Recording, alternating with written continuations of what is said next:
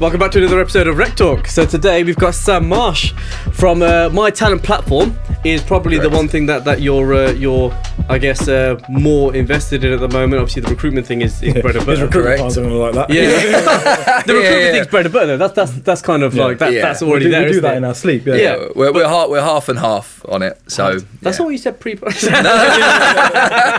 Love recruitment.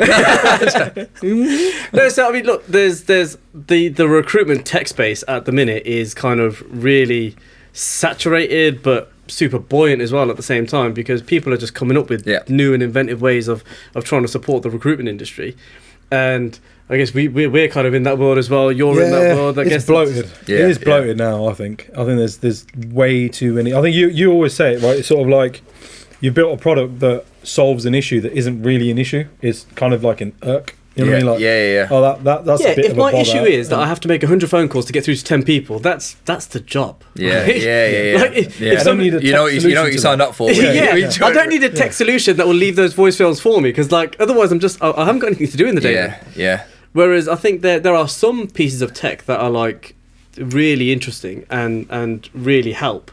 But there are, I won't name names, but there are some bits of tech that I've seen where I'm just like, really? Is that really that big a problem? Do you have buyers? You know, how, why? Yeah. I think it just depends what you want as an agency. It's like the whole CRM game. There's like a million CRMs out there.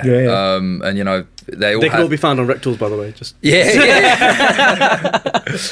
And, I mean, a lot of them, bells and whistles, do the kind of same things. But, you know, I think, you know, if you have a deep dive into the problems that your recruitment business has and what you're looking to solve or what certain parts you're looking to automate, then cool. But you're right, it's bloated. I think some people buy stuff for the sake of it. But keeping up with the Joneses, I think a lot of it is sort of like, oh, if they're using it, then I need to use that as well. And I mean, there's a real big thing in sort of the tech space in general, where there's certain subscription products that people will use for kind of like 3 to 6 months, and then they just stop using it. Yeah.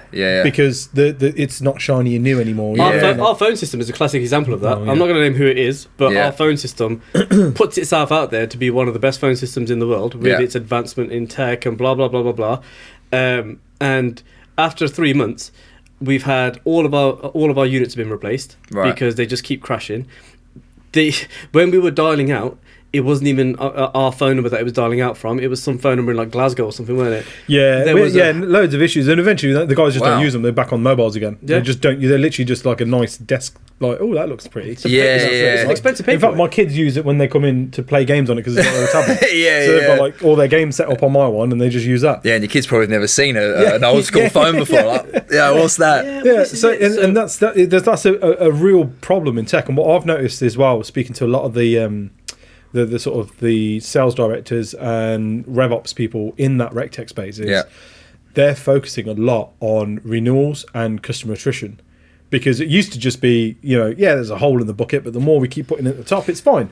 And now they're kind of like, holy shit, like people are really thinking about their spend. Maybe it's not just a hole in the bucket anymore. The bottom's disappeared, isn't it? So you're literally just pouring into a bucket. I've got an automation. We've got an automation thing that we use, and they email me all the time. If I haven't logged in that week, that everything okay? Yeah. You're coming up to your renewal in February. Everything okay? Yeah. And I'm like, this is like, what's happening? There's also like a ton more buckets as well come into the market. So, you know, I don't blame people for saying, because like you said, 5-10 years ago, you know, where it wasn't as saturated, it's like, okay, well, we've got the customers, we need to keep them, but if we don't, there's loads of agencies coming to the market. How many recruitment agencies have been spawned in the last 10 years? All the time. That's it. So, okay, there's a new one over here, you know, do you need a CRM yet? Cool, let's just keep filling that bucket. But where now, especially, I mean, 2023, you know, not been the best year for recruitment or a lot of recruitment businesses. I think a lot of people are looking at their spends, looking at tech and stuff, and I don't think you can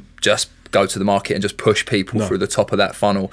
And a lot of VCs have picked up on that as well. PEs and VCs have really switched to get the fucking money in now, guys. Like, but you've got to identify what problem you're fixing, though, as you said, right? If I'm sitting there saying that, okay, I need better output from my consultants, therefore I need a tool to support me get that output out there. There are tools out there that exist, right? But if those tools make the job 5% easier, is it better to spend couple of £100 a month on per user on however many consultants you've got, or just upskill your fucking recruiter and be like, mate, just be 5% more productive. Like we were saying off the pod, right? Off camera, day 2 of recruitment. Yeah. You learn Boolean searches, right? And now there's products out there, including our own products that we've put out there to help recruiters learn how to do Boolean searches. Yeah. And it's advert writing. You could just teach them. You could just spend that time with them. Yeah. Rather than going to a tech product. Like you say, that's not necessarily a hard skill. You know, that's what I learned on, like I say, day 2. You know, week 1. Yeah. You know. Advert writing is the same thing. Like we again on RecTools there's a job ad generator, but when we were having to write ads years and years ago when we first started recruitment, it's like no, your advert's got to be like this. You got to check for spelling mistakes. You've got to do SEO friendly kind of. If you're a real sadist, you just go and speak to Mitch Sullivan and get like absolutely torn apart. Well, you could do that as well, but. But the point is though that treat me mean, Mitch. Tell me how naughty I am. Absolute sadist. But it's all of those core skills. Ultimately, new recruiters they're not getting. And the question is that because the recruitment market is now turning into a recruitment tech market? Yeah. Or is it because as recruitment business owners, we're just like, I ain't got the time to teach you this. Just here's the tools. Go and use it. I think there's loads to that, you know, because you mentioned the new recruiters. You know, the new recruiters. I mean, my very first day in recruitment, it was like, right, there's your 300 dials. You know, there's no tech around. Hit the phones. Here's your phone book. Hit the phones. But you know, I see the arguments to and for LinkedIn all the time. You know, regarding outbound and stuff. But I don't even know if everybody understands where results are kind of coming from. So do you upskill your recruiters on cold calling? You know, do new recruiters coming through the door, do these younger guys want to cold call? You know, because there's a lot of people out there, and I see on LinkedIn that actually they don't. So, you know, you're going to pay someone to employ someone they don't want to do. You're just going to have a revolving door there. I don't know. There's probably loads to that. My 13-year-old doesn't answer phones, right? Yeah. If I call him, it's just the most awkward exchange ever, because he's like, "You all right? Yeah, what you doing? Nothing. All right, well, can you do this? Yeah, okay." And then puts the phone down. Doesn't even say bye. Doesn't like. There's no phone mannerism. Yeah. It's just, and that's me as a person who kind of is on the phone all day, every day. Yeah. Not being able to teach my idiot son how to have phone mannerism, right? But that's kind of the generation now. Exactly. So I think I've said this before, and I know it's a point of contention for us, but I think it's the way consumers make their mind on buying a product now has changed so much that sales is no longer what it used to be. Yeah. And the reason that RecTech and the RecTech market has blown up so much right now is because a lot of the buying process is now automated and kind of research led. Yeah. Right? I want to do my own research. I want to watch my own videos, do my own reviews, and then I'm ready for it. Yeah. But I think a lot of the sales processes are still kind of quite behind, right? Yeah. And you had this with Paul when you were like, well, I don't understand why. I've done my research. I've decided what CRM I want. I just want to see a demo. Like, I just want to go with, give me the price. Yeah, and then I've let's seen go. your product. I like it. I want to buy it. But you insist on putting me in your sales funnel, and I have to do your demo, and I have to do your onboarding, and I have to do your 6 sessions, and then you'll. He made a really valid point though, and again, this is probably just more specific to CRMs, but I imagine there's similar processes with other stuff. But he was like, look, you can come to me and say, I've seen your product, my friend uses it, I've used it in the past, whatever, I want to buy it. Yeah. I will still put you through that demo. And I was like, well, why though? He's like, because of compliance. Because you might, in a month's time, say to me, well, Sean, actually, I needed this to be able to have a temp tracker for me, or I needed it to be able to have this, or X, or Y. And it doesn't have that, in which case, essentially, I've missold to you. Yeah. And you've now bought a product that you'd be in for 12, 18, 24 months or whatever, that is no good to you. And then you're going to have a plethora of complaints, because then once you find that one little thread, you're just going to keep pulling at it. Yeah. And you're going to find a million different things. If that's your sales process, then yeah, absolutely, there's a compliance element there, right? But if your sales process is a consumer-led sales process, like I can't ring up LinkedIn and be like, I chose to go on premium, and I thought it did this and it doesn't. Yeah, I want my money back. Tough shit. You can't talk to them anyway. Yeah, do you know what I mean? Like, I can't talk to LinkedIn. Could have just stopped that sentence there. Yeah. But does that apply for people though? Because look, if I'm a hiring manager, and I call Sam and be like, right, I need an AWS engineer, and this is what I need. I know that there's this guy who I've interviewed in the past, or who I've who's been recommended to me. Go and get me that person. You get me that person. I hire them without an interview, without any kind of due diligence process, and they're now in my business, and I'm like, they're shit. Yeah, I think it's different with like, you know, the service led rather than like a CRM. You know, with recruitment. No, that doesn't happen though, does it? That's the thing. Like if I went and signed up to Odro, because I was like, I've heard good things about Odro, I'm going to sign up to it. The video software is available to yeah, no, but the point is, I couldn't then be like, I did a demo with Interview and it does some sick stuff. Odro, you don't do any of that. Yeah. You missold the product to me.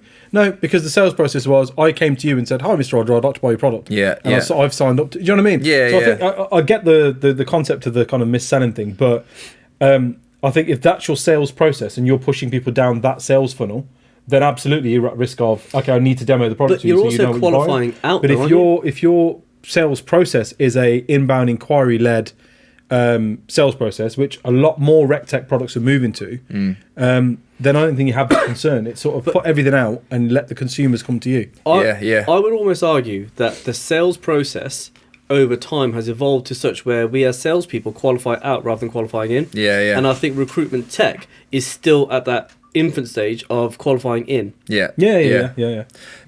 But yeah, that's a fair point. So I think RecTech is still qualifying in. Yeah. Whereas I think, I mean, look at when you're recruiting, you call a candidate and you're calling through as many candidates as you can, and then you're building a shortlist and you're qualifying out the ones that aren't suitable. Yeah. Whereas I think with RecTech, it's not the same. Is it? I think they're very different. You're never going to have. Well, you might do if your branding's very good, etc., word of mouth. But you're never going to have, like, you know, you mentioned AWS, like a CTO say, "Oh, okay, cool. I've been on your site. I've watched your About You page and all the good stuff you do. You know, can you find me this?" A lot of that is outbound, and you know, I think as well we've all scored goals in different medias. You know, whether it be social, we've got jobs in; whether it be email, we've got jobs in; whether it's been cold calling, you've got jobs in. You know, so I don't think there's any recruitment-wise any definite right way of doing it. And if there was, then everybody would be doing it. Exactly. Yeah. Exactly. But I think where it's kind of greyed a little bit, and you know, this new generation of recruiters like inbound, and there's lots of stuff on LinkedIn saying you need to do stuff like this to create inbound. I think there are some businesses out there, or many businesses out there, probably like, there's a lot of stuff here, like what do we do? You know, and you try a bit of that, you try a bit of that, you jump around. That drives the need for automation then, right? Because if you're like, look, historically with no RecTech, I had to make 50 outbounds a day. Now I've got automation that helps me do a lot of my outreach and my emails and follow-ups and all the rest of it. What that's done is allowed me time, and that time I've then now got to reinvest back into the other ways, right? You know, film a TikTok or look at my social or whatever, right? So spend time with the family, because again, the work-life balance piece is important as well. Yeah, I mean, people when I first got into recruitment, it was like, you know, 12-hour days, this, that, and the other. You'd be called part-time if you did 12 hours. Yeah. You would, though, wouldn't you? Yeah.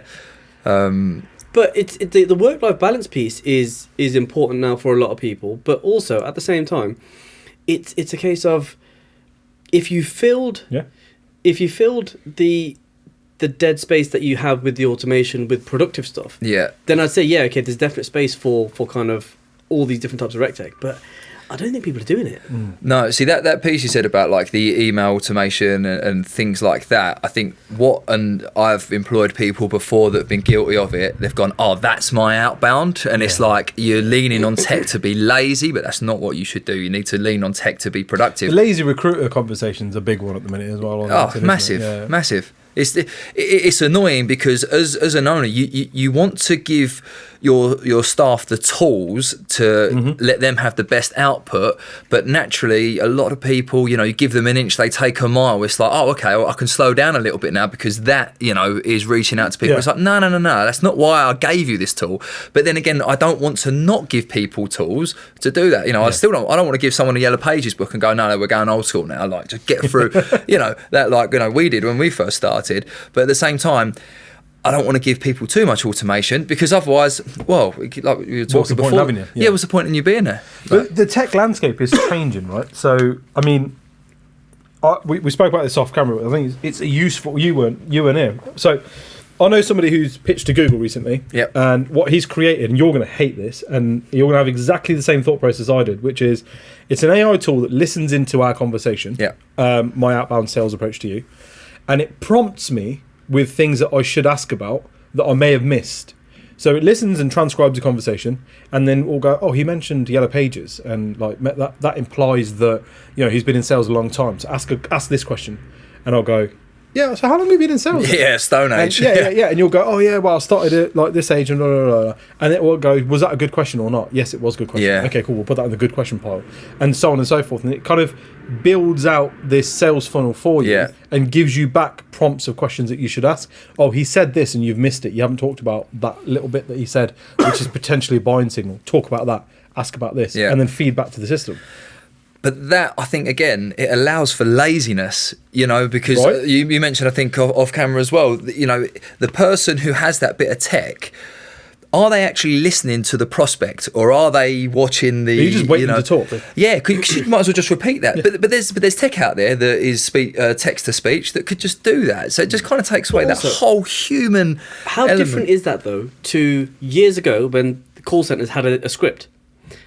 Hello, Sam. This is Sean calling from insert company here. Yeah. Have 30 seconds, or would you like to throw me off a bridge? Even before that, it was like, I'd like to talk to you about your toner. Yeah. And it's just like, all of a sudden, you're going through a script. I likened it to, in the call center environment when someone would plug in, or like when you first start out and they'd plug in and listen to your call. Yeah. And you're there trying to have a conversation with Sam. And no, that's good. Let's go about this. You're writing on your notebook and be like, oh, yeah. Scribbling and circling. Yeah, you miss what they said. And you do. You miss what they said. And it was sort of like, that's the problem with this tool. Yeah. But this is a tool that is going to hit the market in some capacity very, very soon. Yeah. And it's kind of like... Why do you think tech is trying to change sales so much? Because I think in the tech landscape, they feel that the sales process is a dated process and it needs updating. And I probably agree to some extent. Yeah. I think it's the way that people consume stuff these days. We're so used to having everything at our fingertips now. If you want something from Amazon, Amazon, I want to check my bank. Yeah. Banking, you name it. It's just at your fingertips. But yet, sales is not that. So I think there's a lot of companies trying to get sales to that point. They want to Uberize their product or their offering. Exactly, they want it to be so accessible that just like, let me just check what's in my bank. Oh, that payment came in. Cool. Let me just quickly flick to Amazon. Oh, wife's birthday tomorrow. I'm going to go on Moonpig, get her a personalised card. It's just how you buy now. I need to buy a rec product. Like, you know what I mean? Okay, but on that though, you're so on the one hand, we're consuming like so much faster than we ever have before, but those same products and that same tech we use for 2 or 3 months and then we stop using it. Yeah, we do. Yeah, absolutely. Why would you want to make sales why would you want to make sales that way then? So I had a really good conversation. There's someone in for 12 months and they don't use the product for 10, which is good for us because that means we've got more products to sell. Yeah. Get on RecTools. I had a really good conversation with someone the other day. Every now and again I get some old colleagues and stuff say, hey, look, I'm thinking of starting on my own. Can we go and have a beer, etc.? And I was talking to him, and he's just left a really big brand after 10 years, and we were having a good chat, and he was saying there's so much fluff out there, it's just mind-boggling how much fluff out there. And he made a really good point. He was like, but I found myself and the most successful people in my team, it always comes down to the basics and doing the basics well. Approaching these people, human touch, let's try and arrange meetings, book calls in, and then, chat to them, have sales. I don't know if we could ever automate a recruitment sales process. Maybe not. I think it's very different for tech and RecTech. Like you say, see a CRM, I want to watch a video on what that CRM does. I want to watch a video on what that CRM does. Then you can make an informed decision. But working with a recruiter who's going to go out onto the market and push your brand out there to candidates, I don't see how that will ever be automated. I think AI is going to be selling to AI. We only ever look at hear me out. No, genuinely, hear me out, right? So, we only look at it from the salesperson's perspective, generally, because that's what we do, right? Yeah. Think about the recipient. Now, if there was a bit of tech out there that you could sell to finance directors, managing directors, CTOs, and say, we will screen your phone calls. Yeah. Right? What our product does is it answers the phone and says, Sam Marsh phone, and acts as a virtual PA. I want to talk to Sam about X, Y, or Z or whatever. And you've programmed it to say, listen, if somebody rings about these particular things, put them through. If not, gatekeep them. Right? And if you've then got an AI outbound that's going, oh yeah, I want to speak to Sam Marsh, calling from XYZ recruitment company, And the AI virtual assistant goes, yeah, that's not something we're really interested in at the minute. They're going to be arguing with each other. Yeah. Thereby or is freeing that up... AI going to pick up the fact that, okay, these categories are what's going to get me through? Yeah, and go around that. Absolutely. Yeah. Absolutely. But then the virtual assistant AI can be fed back to and machine learn. It sounds such a stupid concept, but if I'd have said to you 5 years ago that there's going to be like something called ChatGPT and like no code, forget low code, no code apps are going to exist, you'd have laughed me out the building then. Yeah. But we're in a very real, I think, world where, yes, there's outbound outreach AI tools that are being built, but I think there's also going to be gatekeeping tools. Yeah. Because I'll tell you now, there will be MDs that will pay an incredible amount of money to have that phone not ring or have a virtual. There's people that sit there and do a job as a virtual PA, right? There's people that are trained as receptionists to be gatekeepers. I was just about to say, that's what they're paid to do, and it's like the conversation we were having. Guess who's out of work next? Yeah, exactly. You're going to have a bot there instead of paying a human to do it. So far, we've got then no code app development, which means that there's going to be a whole load of developers that are out of work. Yeah. You're going to have AI-based outbound salespeople, SDRs, and customer service people. Yeah, customer service people. PAs and receptionists and all that sort of stuff now. I mean, where does it end? At what point do then we say, okay, morally, we shouldn't be putting this many people out of work? Because, I mean, I'll say this a couple of times. This American guy, but Carson Tucker or something like that, proper like super capitalist Republican, proper like right wing, like fully just like Trump. Came out of Donald Trump's arsehole sort of thing, right? Yeah. And he had a conversation with Ben Shapiro, who's another one of these fucking fucking hate Ben Shapiro. I mean, if you could think of the worst two people to have a conversation with, that would be those two, right? Fucking nerd. Yeah. But he was like, so okay, the technology exists for driverless lorries and driverless vehicles, right? So he's like, why not? Like, it's capitalism, right? Why not get driverless vehicles out there and get them delivering product, get them delivering fuel, get them delivering all this weird and wonderful shit?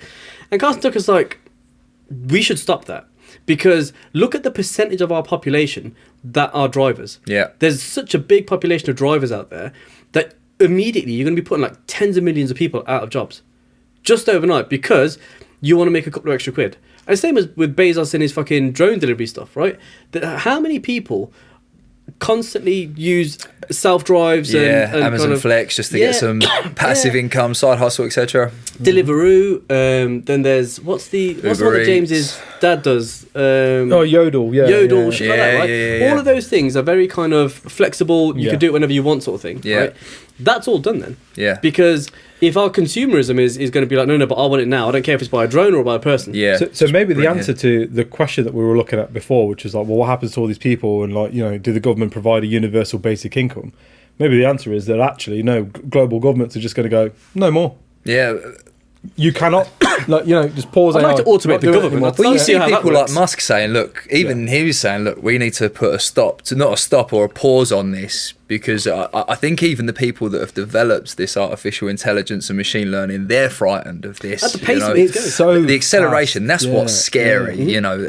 When the internet came out, the internet was gradual, wasn't it? It was a slow burner. Google come out in, 94, 96 or whatever, and it never got big till... Well, before Google, we had Ask Jeeves and we had fucking Ask Jeeves. It was a very competitive. Right? The problem you've got is there's a race to first to market now, isn't there? Right? And we spoke about this because you just need to be first to market. The product doesn't even need to be the best product. Well, Bitcoin is not the best cryptocurrency. It was the first to market. It's the one everyone talks about, right?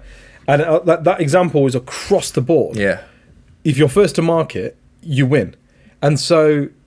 The pace is accelerating the way it is because if you're first to market, you're going to win. Google have had their AI and Bard and the other products that they've got in the background that haven't launched yet.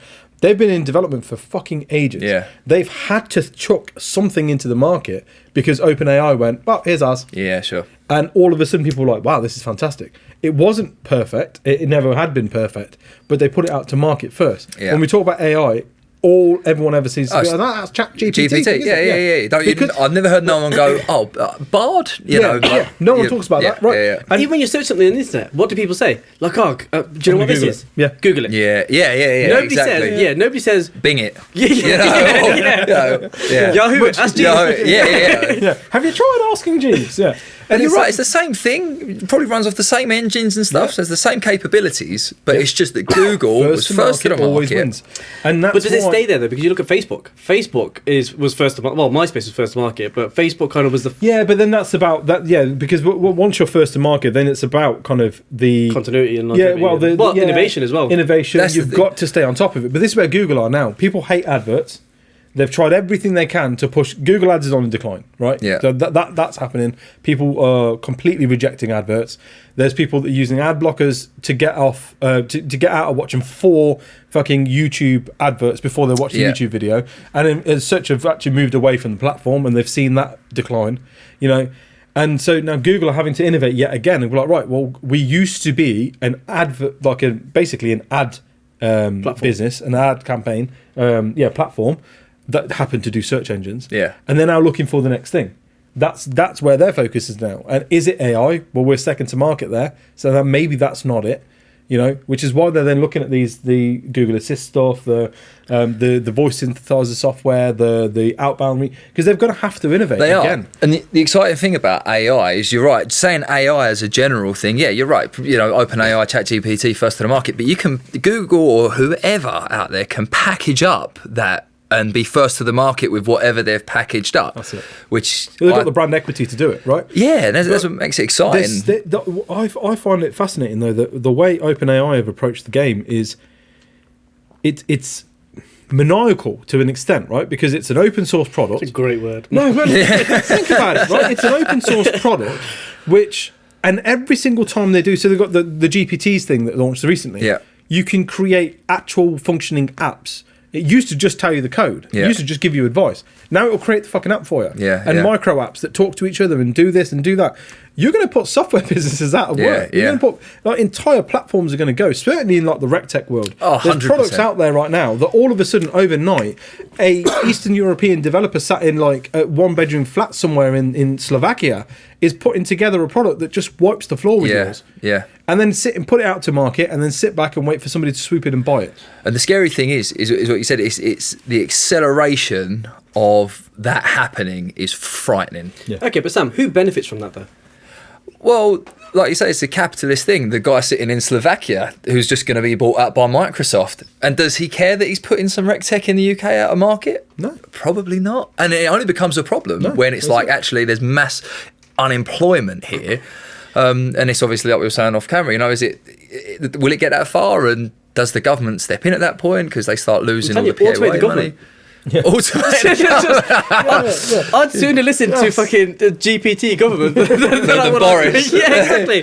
But like, all right, well, how do we fix this problem? And they'd find positive solutions, right? And then you can use GPT-4 for that. So you can put in you need to act as a leader of the country. This is how many people you got. Blah blah blah. I watched a thread on it. It was fascinating because it was like, right, there is this virus that's coming over from a foreign country. Blah blah blah. What are the first 5 things you're going to do?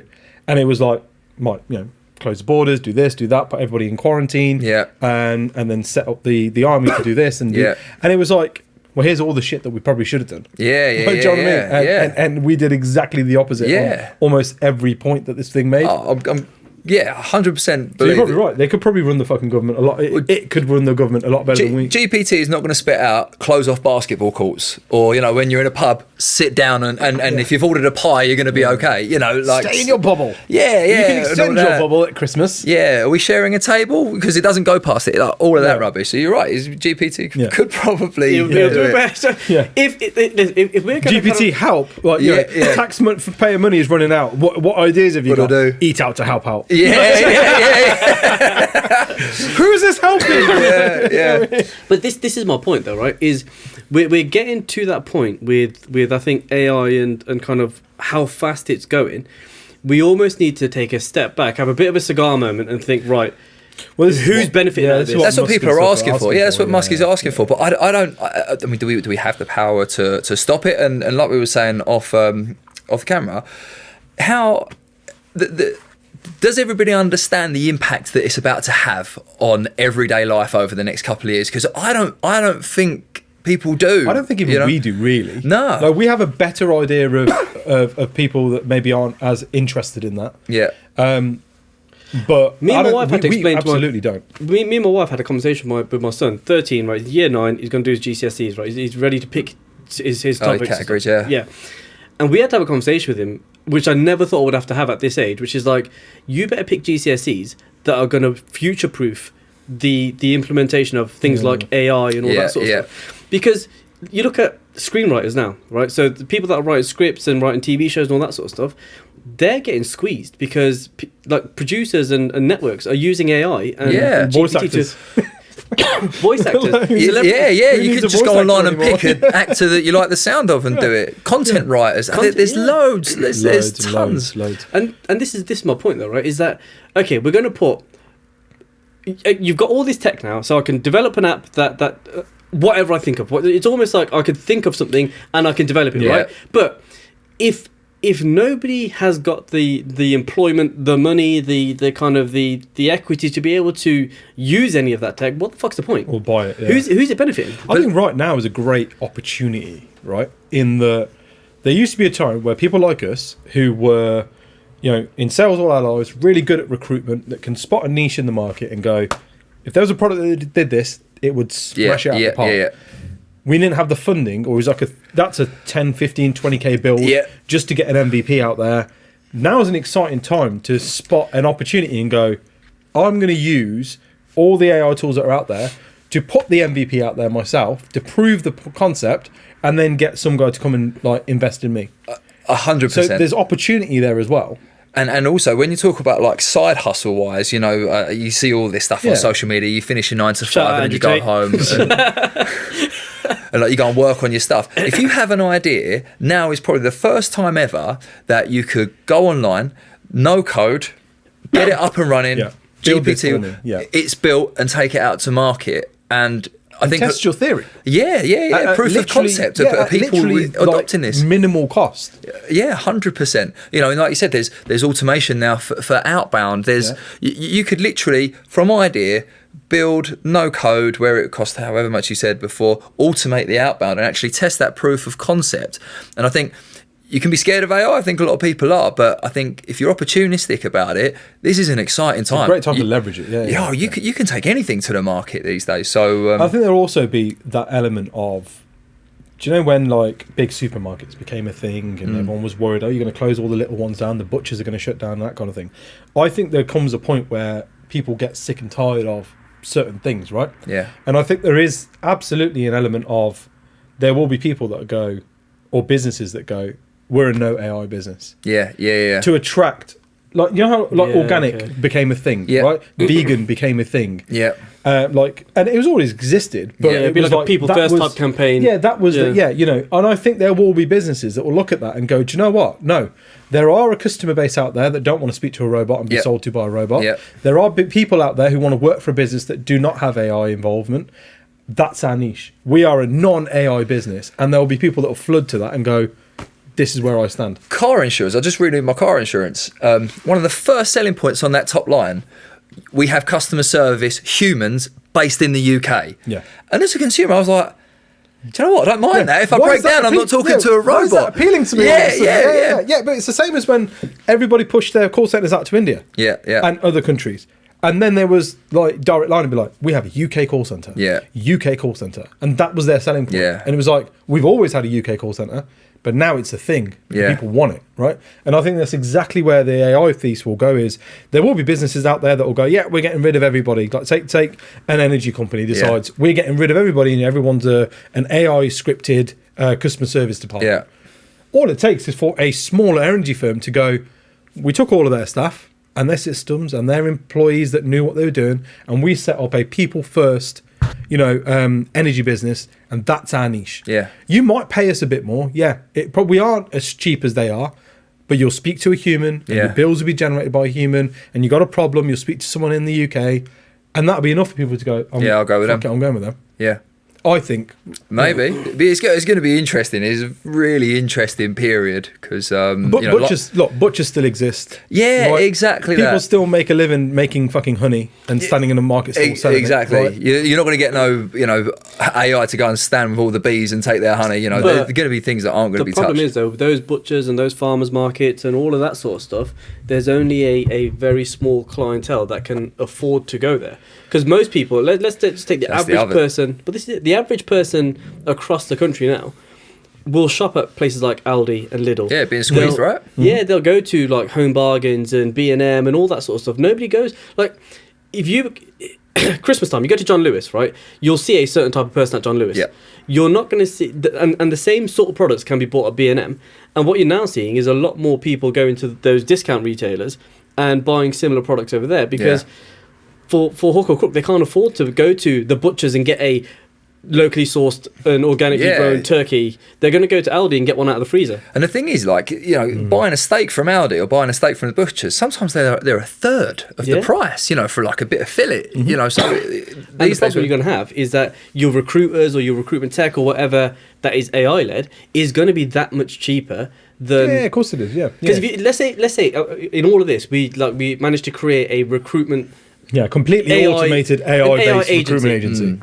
Now that AI agency, that sounds sick. It does. I can't see that ever coming, but yeah, it does sound pretty cool. That's sick. Yeah, I've got 150 employees. Yeah, 150 bots. None of them ever phoning sick. They work around the clock. This is it, right? And you could do no toilet breaks. No holidays. Super efficient. No beanbags in the office for them. And the pool tables the note to be updated. The note to be updated on the CRM every single time. Yeah, because that's. Do you know what I mean? Like all of that would work, right? And I'm selling this to myself, and it was a negative point. I know. Cut the camera. We're doing this. But the point is, though, that AI agency could charge 10% versus the 20, 25, 30% that it could charge 2% of the volume of work that it'll be doing. Because in the end, if this is the point though. If the consumer wants it, they're going to go for it, right? But there's fixed fee recruiters out there, and that will find you a finance director, 150k salary for a fixed fee of $2.5 grand. Yeah. Not every client rushes to them. And I think the consumer decision making is where we kind of just assume that everybody, because not everybody does shop at Aldi, and not everybody is buying the Aldi steak over the butcher steak. Yeah. Because that's and testament to that is the fact that there are still butchers that are open. Yeah. Right. Yeah. Not everybody's going down the offie and getting tins and drinking at home. Pubs are still open. Yeah. So I think. Well, Eat Out help out. Well, that really helped out. Yeah. Rishi and obviously the screens that kind of made sure that COVID got blocked out. Like just stayed out. Yeah. But like the point is, we often focus on the disadvantage, right? What tends to happen a lot, I think, when we talk about kind of consumer behaviour is we talk about the extremes, right? The people who have got absolutely no money and are living on the breadline, and the people who have got so much money they don't know what the fuck to do with it. Yeah. There's a big gulf for people in the middle. Who make well, that's the 99 percentile, isn't it? Yeah. And those people those consumers make choices and decisions that keep the rest of the economy working, which keep butchers open, but Lidl making profit or Aldi making profit. You know, that keep Marks and Spencer's open. Because John Lewis, record profits. Marks and Spencer's, record profits. So people are clearly spending even at this time. They are, but I mean, even silly things that I say, it's not silly to look out for. You know, like you mentioned, like that top 1% or top 10%, you know, interest rates going up is bad for the average person who is just about to renew their mortgage. Terrible. But if you've got XYZ amount of cash in a bank, it's great. It's brilliant. So I want to keep shopping at the butchers, keep them alive because I'm getting an extra. And I think the same thing, there will be a pinch, of course there will, right? As if AI continues going at the way it does, and there will be a lot more people out of work. 100%. But I think certainly since kind of post-COVID times, if you actually look at it, there also are a lot of people who have actively chosen to retire early or wind down from work because their priorities have changed. Yeah. And I think there will be people that are kind of like, do you know what? Yeah, I'm out of work and stuff. I need to make a living. I need to just get by. Yeah. But actually the time is more important to me than the being on the hamster wheel. Because a lot of people that I speak to, and that might just because of the circles I hang with, but a lot of people I talk to are on about I just want to get off the hamster wheel now. Yeah. Like, I'm happy to downsize. I don't need to have all the riches and stuff because that's so far away from where I am. Yeah. But actually, humbling myself and changing my consumeristic mindset is what's going to benefit me. And without getting too deep about it, I think if you go and talk to a number of 80 or 90-year-olds and you ask them actually what's more important, I'm telling you now, none of them are saying get on the hamster wheel and run faster. 100%. Yeah. No dying man ever said, I wish I spent more time at work. Yeah. So if that's it's true. They right? don't. And you mentioned it earlier off camera, family time, and you know. But I think AI is going to be the thing that makes people make that jump, because it's sort of like, would you quit your job tomorrow if you're in work and whatnot? But would you quit your job tomorrow and do nothing? No, of course I would. I've got bills to pay. Blah blah blah. Yeah. Okay, but if you were forced to, you've got no choice now. You'd make it work. right? Humans survive. They have an instinct to survive. You always make ends meet, right? Exactly, right? And that's the thing. And I think what AI will do is, yes, it will displace a lot of people, but I think it will change the landscape of people's mentality as well. Yeah. In terms of how they spend and what they spend. And there won't be the, oh yeah, I'm just going to pay somebody on Deliveroo to bring me my fucking sausages, or a sausage batch, or a fancy one. It'll be, I've got nothing else to do. I'm going to get up and walk and go and do it. You know? Yeah. Guess what? I ain't got a car anymore because I can't afford one. Yeah, so I'm walking more. What about too though? If the shop's not going to exist, if the customer service element of it is all disappeared, where are they going to walk to? Just, I don't know, go find a pig. That's the other thing. Amazon had that, they had the non-employee shop they opened. The staffless store. The staffless store, which unbelievable. Yeah, you just go in there, pick shit off, and it just sends it to your Amazon Prime or whatever. It just comes out your bank account and it just turns up at your door. You said that like history dictates kind of how we react and stuff. I think we're at a point where there is nothing to look back at and be like, how do we deal with this? I think we're very much going to be. I can see, and to be fair, my mate James said this a few years back. I can see like kind of areas that people will set up where they've just paused tech. Yeah. We paused it. We got to 2025 and then we paused it. We didn't want anything further than that. Yeah. And everybody who lives in this community there might be a Oculus thing or 3D this and metaverse that.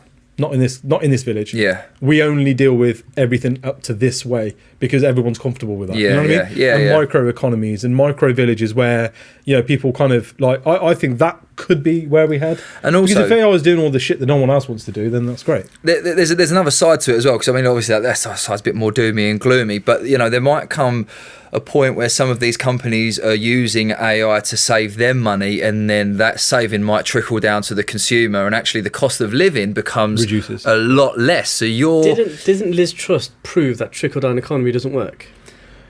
I don't think we've had this before though. It's not the same, is it? Yeah. This is if we said this right. If you can't make 50 billion profit. If there's not 50 billion in the economy to come into it, right? You can listen. You can charge me whatever the fuck you want. I ain't gonna buy it. Guess why? Yeah. Because you took my bastard job. Yeah. Can't get blood out of a stone. Don't you want to buy this lovely coffee from Starbucks? No. I want coffee at home. Yeah. But you take away the luxuries and like the Starbuckses and all that sort of stuff. If you just talk about basic amenities, right? If the water bill goes up, the gas and electric bills are going up, the mortgages are going up, if basic, like council tax, you pay fucking more every single year, your bins get emptied less, they fix less potholes. I had to pay for them to take my grass. Yeah. Take my grass. Unbelievable. Yeah. I'd rather have AI hasn't hit the council tax yet. Yeah. But again, no, but these like those sorts of things again, like there's so much more to it if there's less people in work, there's less tax being paid, which is puts less money in the economy, which is less cash to circulate, which is then that's the point where it goes either one of two ways, right? You've got civil unrest or you've got government stepping in. They had to step in. But I think we're decades away from that. I think where we are now is decades. I don't know. We're really because it's up to us to reject things, right? You don't have no, but eventually we will. You don't have every recruitment tech that's out there in your recruitment. Okay, correct. Take because social you media, choose to reject it, right? You could use Zapier to do all your automations, but you might not. You could use like an outsourced marketing platform to do all your social media posts, but you choose not to. Okay, but how much of that is based on cost? Because if you look at it like this, right? First we had MySpace. And then we had shout out to Tom. Ledge. Then we had Facebook, right? And then Facebook started to get into that, and Twitter started to get into that weird, like trolly kind of horrible little black hole, didn't it? Yeah. And people were like, "Oh, no, I'm going to stop using social media.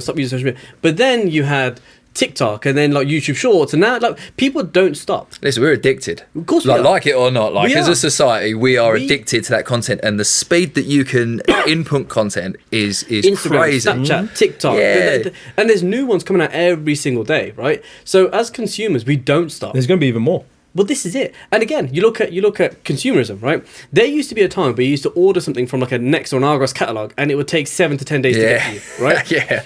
The good old days, right? Now, same day sometimes. If you don't get your Amazon parcel that night or the next night, you're pissed. Yeah. Right? And that so it won't stop, because as consumers we're too used to having the next best thing and the next best thing, and that's what's going to happen. Like even outside of recruitment tech, you're going to look at other forms of tech within banking, within motor trade, whatever. Like all these things are going to happen. Electric cars. 3 or 4 years ago, people were like, it's not going to take off, it's not going to take off. Now, businesses are making their staff have electric company cars. Yeah. And people are choosing to buy the electric company cars or the electric cars. I think the point there as well that you make, and like, you know, whether we choose to take these bits of tech, I think company-wise, you know, like BT, for example, if they can implement tech and AI to make their profits bigger, we haven't got a choice. Yeah. You know, like they're going to make people redundant. They're going to use their new tech. You know what choice you have got? Don't stay with BT. But then, if there's a bit of tech to improve their profits, Virgin are going to do the same. They're all going to do the same. Yeah. You take the energy companies now, right? So you can sit there and say, okay, well then don't have your energy with Eon. So my gas bill went up threefold. Yeah. And I could sit there and be like, oh, well then I shouldn't stick with my gas supplier. But if I go to the next 4 or 5 big ones, or even the smaller ones, it's still in and around the same price. Because they all get together and they all have their off-gem kind of price caps and all that sort of stuff. So, all right, I'll save a tenner here. Or I get, historically, absolutely, I agree. But I think as people are displaced and financially pressed even more, the luxury of choice changes and luxuries get dropped first, right? Yeah. So take it back to the Starbucks example. Yeah, stop spending 10 quid on a coffee. I'm not going to buy your Starbucks. I'm going to go home and make my own coffee. Yeah. It starts there, and then eventually mind shift starts to change, right? Because we're in a consumeristic world, and we're in a very consumeristic mindset. But there's a lot of people now who are on this journey of, I need to get off the hamster wheel. I don't need a brand new car. In fact, I don't even want to be spending the kind of money that I spend on buying this house. Right? Yeah. There's a lot of people. The mind shift change has already started. It's a minority of people at the minute. But that minority are growing very, very quickly. Yeah, of course. And I think there will be a point where people will reject AI. But I think in the meantime, as I said, it's an exciting time because any idea you have for any product, historically, it was just a pipe dream. One day we're going to do this. One day. Yeah. Well, we tried to create the virtual CV, didn't we? And exactly. we fucking were talking to... Giving away your billions. No, but years ago we tried it, didn't we? With and then we went to like outsourced developers and we were spending thousands of pounds on... What went from a historically expensive process to try it. Try it because you never know, right? But that's what, and but again, that's the beauty of it because all of the doom and gloom conversation, this all happened when the internet became a thing. All the doom and gloom conversation happened when Amazon started becoming big. But they're going to do this and they're going to put people out of jobs. Like the fact is that worst case scenario, these are the things that could happen. However, there's loads. We're of not positives. there yet. We're just not there yet. So why are we focused so? It's like saying, "Oh no, I'm not going to learn to drive." Why? Might have a car accident. I might have a car accident. I think if you look at it, right. So if we go back to those sort of points, when dev houses outsourced or when businesses outsourced their customer service, there were a load of people that went out that got put out of work. Mm-hmm. And when developers went outsourced and people were looking at going to India and the Eastern Europe, places like that, to go do their development, all of that money that was supposed to be here went out there. Mm-hmm. And it's going to be the same with AI. All of that money that we're spending on developers, on customer service, on sales, on whoever, is all going to go to AI. And the problem you're going to have is eventually there's going to be nobody left to consume. And this is my point: is who does all of this benefit? Yeah, but that's, as I said, that's the eventual thing, right? But that's like going. As I said, I'm not going to drive. Why? Because there's drunk drivers out there. Yeah. Somebody might hit me. Like I say, it's focusing on negative. I get you. You're absolutely right. That's a very real possibility. But what is also a very real possibility is before it even gets to that point, governments could go in and go, do you know what? Every person that's displaced by AI will get a universal basic income that's going to be paid for by the taxes generated by the savings that these companies are making. And all the profits that they're making. That's going to be a global decision that the entire world agrees to, and that's what's going to happen. Because we know that global treaties exist and these things can absolutely happen, right? That's a lot of faith in governments. It is. But so is a lot. It's also to be like, everyone's going to not have a job and everyone's going to be poor, and that is also like a big leap of faith of like humanity's going to fall apart because of AI, right? Have you not seen that documentary? In the Terminator. In the short term, what you've got is. We talk about the guy in Slovakia in his 1-bedroom flat, right? That guy's has now had opportunity ahead of him that he would never have otherwise had. No, and that's the thing. That's the stuff that no one talks about. No, that's the optimistic side, and that's the thing that people should be embracing rather than, oh my gosh, the robots are coming. Well, they're not. There is a lot of opportunity there as well. But it's going to be interesting to see what happens. That guy, this is the open interpreter guy, right? Yeah. So that's one guy who's benefited versus how many people are going to not benefit. Yeah, but this was the same when the internet came about, and that Tom was like, do you know what? I'm going to create a MySpace. We're all sitting around going, oh my God, this thing's going to come and, kill everyone or whatever. But he was like, okay, cool, I'm going to embrace this. I'm going to build this. And whoosh, he was the first one. Yeah, first to market. First to market, exactly that. Yeah, but now he's on Facebook. Yeah, but sitting on his beach in the Bahamas, with his bajillions or whatever. Right, so I think it's time we've got to wrap things up. Tell us about My Talent Platform. Yeah, so My Talent Platform is a candidate showcasing system. So what we do is, not that we are anti-CRM, we hook up to CRMs and things like that, but in the end, CRMs are, most of the time, a graveyard of data. I talk to clients that go, been in business for 30 years, we've got 200,000 candidates on here, and quite frankly, you have no idea who's live, who's what. 10% of them are probably dead. Are they even alive? Are they even alive? But COVID took a lot of them. Yeah, but you're using that to go out to the market and say, you should use us. Yeah, that's your selling point. We've got a graveyard of 200,000 candidates. Exactly that. But what My Talent Platform does, it takes XYZ amount of those, the people that you want to showcase, your strengths, your niche, your A players, your live people, puts them on our platform. They go through, they anonymize automatically, and it creates this shop window into your agency and why someone should use you. Here's the kind of people that we have. Yeah, if I'm a hiring manager then, and I've kind of got access to your platform, I can then go on there and say, okay, let me have a look if I can find a finance manager. Yeah. And that will... Yeah, you go on, you see all the finance managers, we give you data on what you're searching. So, like the right move aura, we call it. So I was thinking it's like a real estate window, isn't it? Like, you stand in front of a real estate window and you're like, oh, these are nice houses. Oh, this real estate agent must be like... Well, it's kind of a step before that. If you're going to go out buy a house, what's the first place you go? You go to Rightmove, right? You don't go around knocking on the estate agency's doors because Rightmove's there and you can go and find what you want. Yeah. Same with Auto Trader. It's the same thing. So we're not really for the kind of jack of all trades type recruiters, but those niche spaces that want to monopolize and take more market share, we can actually showcase your strengths. And if you give that to your audience and someone comes in and has a search around, etc., we can say, okay, this user here has been on last night and they're looking for a finance director, and we can give the agency that information. So the next day when they come in, it's an easy phone call to make. We're literally giving you lists of these. And also specking. I used to spec in 2008. People are still specking now. That's not going anywhere, regardless of how much people poo-poo it.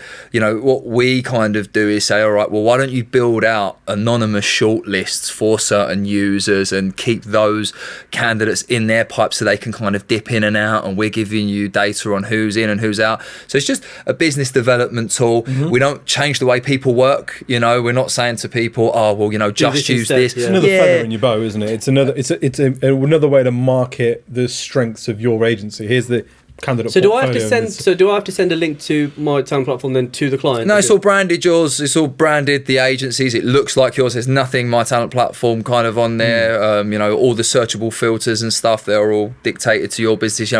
We've got clients, real niche clients. We've got a couple in America. One of them works with like old retired professionals who used to work in like food. So if I was to launch a new Kellogg's brand, well, I can go on there and find someone who's actually done that. So clients can dip in, type in Kellogg's, find out who's done it, and talk to the agency and basically say, I like these 3 people. There's notifications and stuff on there and chat functions where you can go, is this person available? But the point is, you've got the candidate that you want or the skill set that you want in mind, and you'll go in, all right, Mr. Client, come onto the platform, search it, and then the agencies that have those sorts of people are there and you can contact them. Yeah. Pretty much. As a client then, so I get access to this via then the agency saying, here you go, here you have access to my platform. Yeah, so it's just like your CRM, there's lists and lists of clients on there that, your consultants are contacting. Keep doing that. Great. But tell them that actually there's an Amazon, a Rightmove, a space for your business that they can actually come in, dip into. Yeah. All the candidates are completely anonymous, reworded, company names taken out. So there's complete anonymity there. GDPR stuff, there's no personal data on there. The people that you want to showcase and have live, clients can come in and shop around for. But like I say, it's not a case of changing how you work and doing all the great things that recruiters do. Get the job, go to market, headhunt, keep doing that. But that initial point of fishing in new business and being creative on how you have more interesting conversations, we can kind of do that. Yeah, solid. Awesome. Yeah, sounds really good. Yeah, so we've got some customers getting some good wins from it, which is cool. I mean, the candidates are already there and they're already on your database, and what you're doing at the minute is going, well, until you sign, no, these are mine. You can't see any of these, But what we're kind of saying was, if you're let the candidate profile do the selling for you. Exactly. You're the best astronaut recruitment agency out there. Well, show them, take more market share. Give it to all NASA and all the other clients, because where are NASA going to go first? Are they going to go to or set up calls with other agencies? Or dip in there first? So that's essentially what it is. And yeah, solid. Yeah, cool. And how do people connect with you? LinkedIn, WhatsApp, phone, band, whatever you want. I'm open. My DMs are open. Nice. Well, look, Sam, thanks very much for your time, mate. Really Thank you for having me. And, pleasure. All right, thanks. Yeah, the robots aren't coming. The robots are coming, but they're not. Yeah.